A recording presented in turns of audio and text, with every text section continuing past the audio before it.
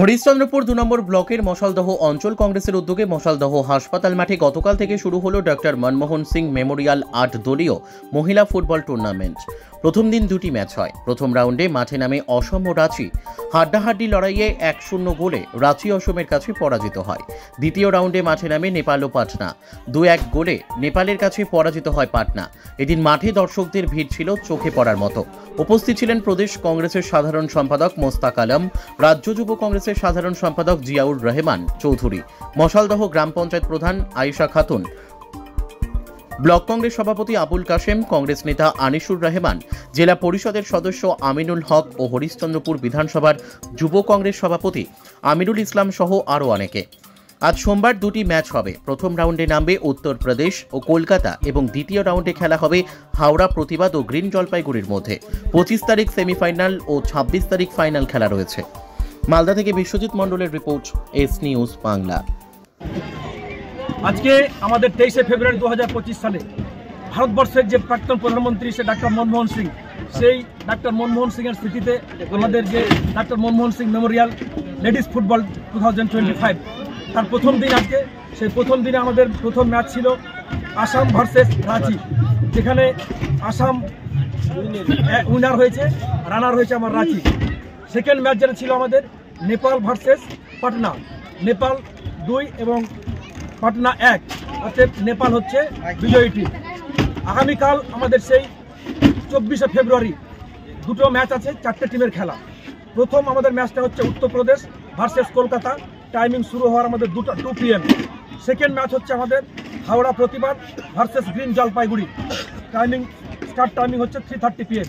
তাই আমরা আমাদের ম্যানেজমেন্ট কমিটির পক্ষ থেকে আমরা প্রত্যেকটা দর্শককে আমরা আমন্ত্রণ জানাচ্ছি আগামীকালকে খেলার জন্য, খেলা দেখতে উপভোগ করার জন্য।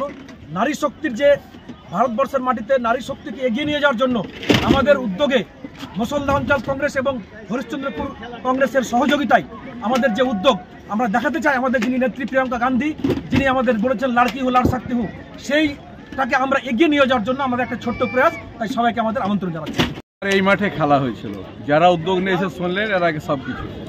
ভারতবর্ষের মধ্যে এখন সবচেয়ে বড় ক্রাইসিস হচ্ছে কি আমাদের নিজেদের মানুষের মধ্যে বিভাজন, এবং সেই বিভাজনের মূলে কারা সবাই বুঝতে পারছে।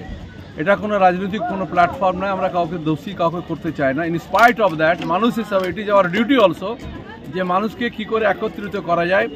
ভারতবর্ষকে সারা বিশ্বের মধ্যে ডক্টর মনমোহন সিং অর্থনীতিবিদ হিসেবে তার একটা সুনাম আছে।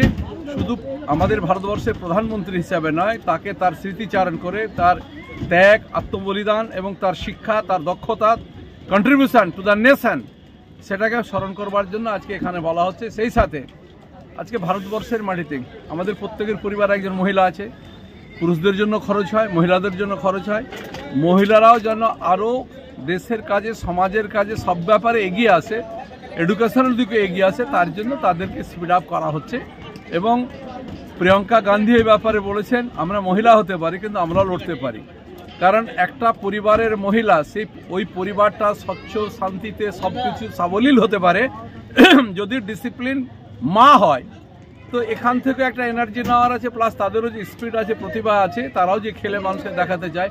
মহিলা হিসেবে যদি পারি তাহলে বাকিরা কেন পারবে না। এই নিদর্শন সবচেয়ে সাম্প্রদায়িক সম্প্রীতি ভারতবর্ষের মধ্যে যেটা ক্রাইসিস, এটা আজকের খেলার মধ্য দিয়ে আমরা এটাকে প্রয়াস করতে যাই, মেসেজ দিতে যাই সমাজের মানুষের কাছে।